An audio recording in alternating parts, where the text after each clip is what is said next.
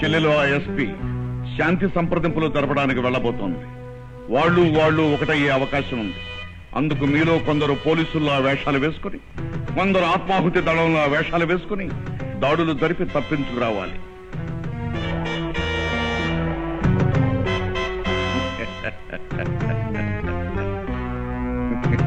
Jug, నువ్వు వాళ్ళతో వెళ్ళి సూచా తప్పకుండా చేయండి. మీలో ఎవరైనా పట్టుబడినా నా పేరు చెప్పకూడదు. జాగ్రత్త, వెళ్ళండి.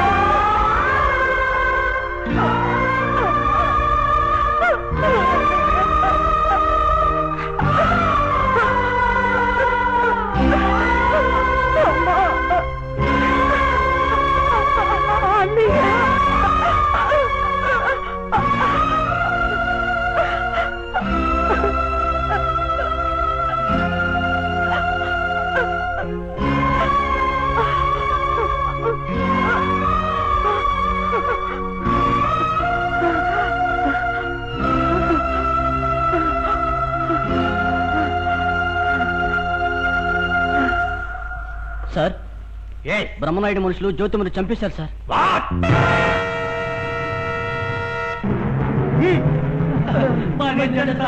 ఆ రంగరాజు మనుషులు స్వామి మన దళం వేషాలపై జ్యోతిమని దారుణంగా చంపేశారు. చెప్పండి రా.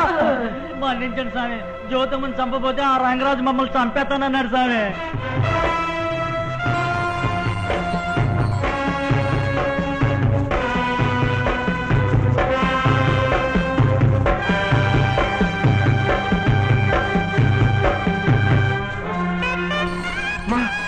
జ్యోతి, జ్యోతి,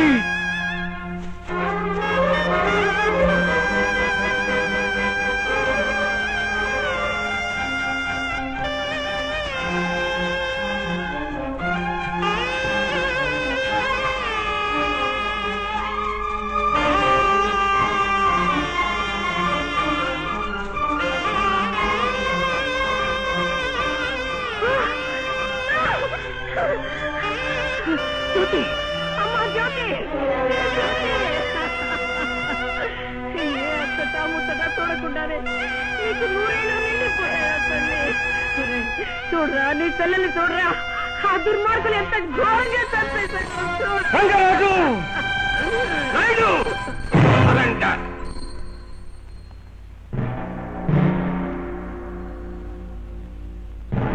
ఆయుధాలు కింద పడేయండి. ఎదురు తిరగొద్దు. ఎదురు తిరిగారో కాల్చి పారేయడానికి కూడా వెనుకాడం. మీరు ఎవరిని ఏం చెయ్యం. మీరేం కోరుకుంటున్నారో అవన్నీ ప్రభుత్వంతో సంప్రదించి ఏర్పాటు చేస్తాం. కానీ నాయుడు మాత్రం మాకు లొంగిపోవాలి. లొంగిపోతాను, కానీ ఇన్నాళ్ళు ఈ అమాయకుల రక్త మాంసాల్ని పీల్చుకు తిన్న ఆ రాక్షసుణ్ణి మట్టు పెట్టిన తర్వాత దీనికి కారణం ఆ రంగరాజు అని తెలుసు.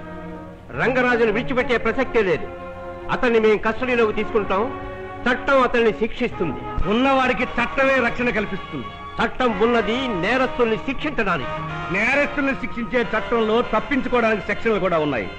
ఆ రక్షణలో వాడు తప్పించుకుంటే ఈ అమాయకులకి వచ్చే తరంలో కూడా బానిస బ్రతికే మిగులుతుంది. ఇన్నాళ్ళు మేము పడ్డ శ్రమ, ఇందరి ఆత్మత్యాగం వృధా అయిపోతాయి.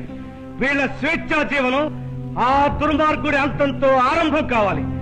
నన్ను వదలండి, ఒక్క అవకాశం ఇవ్వండి.